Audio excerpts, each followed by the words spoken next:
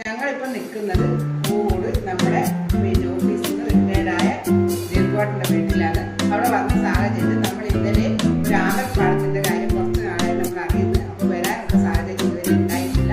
അപ്പോൾ ഇന്ന് നമുക്കത് ഒത്തു വന്നു. രാവിലെ ഞങ്ങൾ 5 പേര്, പ്രിയ, ഭാരപ്രിയ, വിദ്യ, സിനി എല്ലാവരും കൂടെ നമ്മൾ ബസ്സിൽ വന്ന് തലപ്പുറം ഇറങ്ങി. അവിടെ നിന്ന് ഒരു ഓട്ടോ ആയിട്ട് ഇങ്ങോട്ട് വന്ന് ജഗുവാട്ടിനെ വിളിച്ച് ജഗുവാട്ടിനെ ഞങ്ങളെ കൂടി പുഴയിലോട്ട് ഇറങ്ങി. അവിടെ കാണേണ്ട ഒരു കാഴ്ചയാണ്, പറഞ്ഞറിയിച്ചാലും തീരൂല അതിൻ്റെ ഭംഗി. അത്രയ്ക്ക് വലിയൊരു അമ്പലപ്പാടാണ്.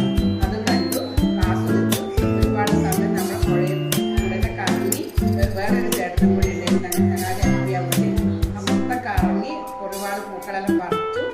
ഒരു ഒന്നൊന്നര അനുഭവമായിരുന്നു. അത് ഇത്രയും അടുത്ത് ഇങ്ങനത്തെ ഒരു സ്ഥലം നമ്മൾ ആദ്യമായിട്ടാണ്, അടുത്തായിട്ട് നമുക്ക് ഇതുവരെ അത് കാണാനും ആസ്വദിക്കാനും പറ്റിയില്ല. അത് പിന്നെ നമുക്ക് പറ്റിയത്. അപ്പോൾ അതെല്ലാം കൂടി ആസ്വദിച്ച് പൂക്കളെല്ലാം കുറേ പറിച്ചു.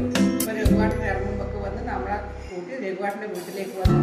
നല്ലൊരു ബ്രേക്ക്ഫാസ്റ്റ് തന്നു രഘുവാട്ടിൻ്റെ ഭാര്യ സിനി. അതുകൊണ്ട് വയറും നിറഞ്ഞു മനസ്സും നിറഞ്ഞിട്ട് നല്ലൊരു ദിവസമാണ്. നമ്മൾ ഇവിടുന്ന് കൂട്ട്, പപ്പടം, പിന്നെ മുട്ട, ചായ, പായസം ഒക്കെ ചെറിയൊരു സമയം കൊണ്ട് രഘുവാട്ടിൻ്റെ ഭാര്യ ഒരുക്കി തന്ന്.